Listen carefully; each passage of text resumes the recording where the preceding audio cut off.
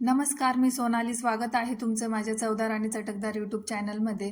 रात्रीच्या 2 ते 3 पोळ्या पडल्या होत्या. त्या अशाही खाल्ल्या जात नाही म्हणून त्याचा भुगा बनवून घेतला. त्यावर थोडे पाणी शिंपडले.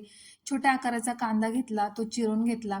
बटाटा पण मी चिरून घेतला. त्यानंतर टमाटा घेतला, तो तो पण मी कट करून घेतला. 2 हिरव्या मिरच्या घेतल्या, त्या चिरून घेतल्या मी. 2 ते 3 लसणाच्या पाकळ्या, त्या पण मी कट करून घेतल्या. कोथिंबीर चिरली. त्यानंतर गॅसवर कढई ठेवली. तेल टाकले. तेल तापले की त्यामध्ये शेंगदाणे टाकले. शेंगदाणे लाल झाले की त्यामध्ये कट केलेले सर्व मिश्रण टाकून 2 ते 3 मिनिटं परतून घेतले. बटाटा शिजला का नाही चेक केला. त्यानंतर चुटकीभर हळद टाकून तयार केलेला पोळीचा भुगा मी त्यामध्ये टाकून घेतला. थोडी साखर घातली. चवीनुसार मीठ टाकले. चिरलेली कोथिंबीर टाकून 2 ते 3 मिनिटं पोळीचा भुगा परतून घ्यायचा आहे. तर तयार आहे मस्त चमचमीत असा पोळीचा भुगा. तुम्हीही असंच बनवता का? कमेंट करून नक्की कळवा. आणि व्हिडिओ आवडला असेल तर माझ्या चॅनलला सबस्क्राईब करायला आणि व्हिडिओला लाईक करायला विसरू नका.